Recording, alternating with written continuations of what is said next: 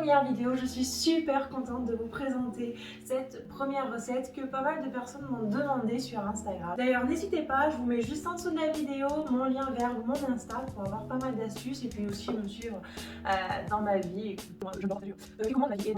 Pour cette vidéo, du coup, on va spécialement faire une recette qui peut nous sauver la vie, surtout quand on n'a plus de farine chez nous. Bah oui, ça peut arriver. Donc c'est parti, tout de suite, les ingrédients. Alors en premier, il faudra 170 g de chocolat au lait, ensuite 80 g de beurre doux et pour finir, 3 beaux œufs.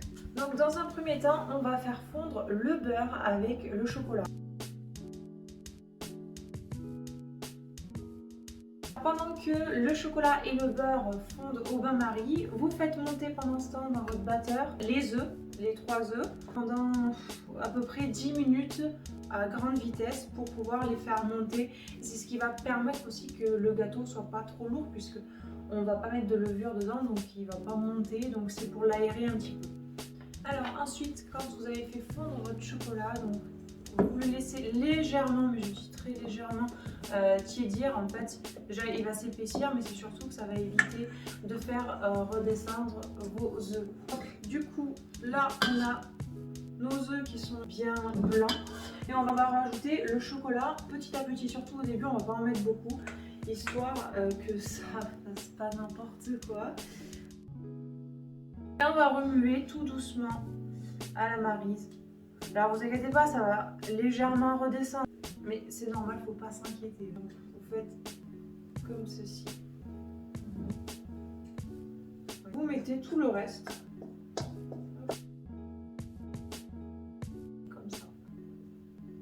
Voilà. Et donc là, on va le mettre dans un moule que j'ai au préalable beurré. Et j'ai rajouté un papier sulfure au fond. Moi je préfère, chacun fait comme il veut, mais c'est vrai que moi je préfère, au moins le démoulage est quand même plus simple et je suis sûre que le fond s'arrache pas. Ça c'est plus en cake design qu'on fait ce genre de choses parce qu'on a besoin du fond, mais donc on coule tout ça.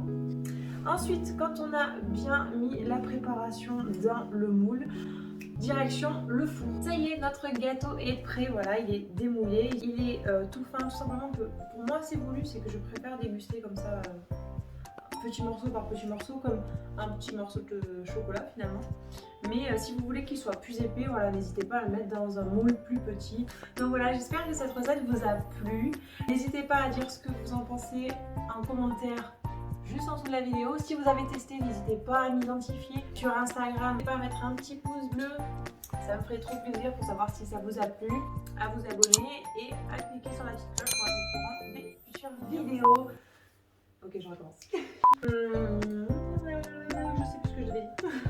Je suis perdue les gars, c'est ma première vidéo. C'est une recette